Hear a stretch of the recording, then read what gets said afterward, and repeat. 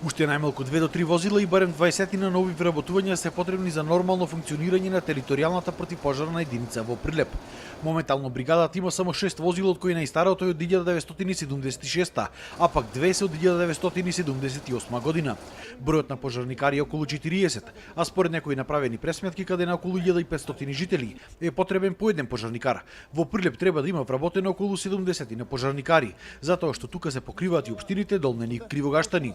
Во последниве 2 недели нагло се интензивирале пожарите, каде што најмногу се гледа недостатокот на опрема и луѓе. И најчесто имаме потреба од понови возила. Уште колку? Па најмалци уште 2. Мислам дека треба да се вработат уште 10 до 15, зависи од систематизацијата. Денеска беше набавено ново возило и 10 нови одела и опрема за противпожарната бригада.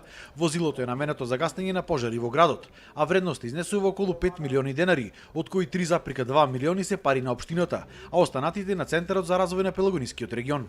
Пожарникарите се тие кои што се на прва борбена линија, секогаш кога што ќе има некоја природна непогода, така да единствен начин за да можеме на некаков начин да му се одолжиме за тоа е преку вложување во нивните капацитети, во нивната опрема. Беше најавено и тоа дека за едниот месец една општествено одговорна компанија од Прилеп треба да донира 2 половни возила, од кои едното ќе биде наменето за шумски пожари. Почетокот на идниот месец тоа треба да помине на Советот на општина Прилеп за во текот на септември да ги добиеме 2 тие половни противпожарни возила. Прилепските пожарникари се надеваат дека поголем дел од нивните барања ќе се исполнат до крајот на оваа година.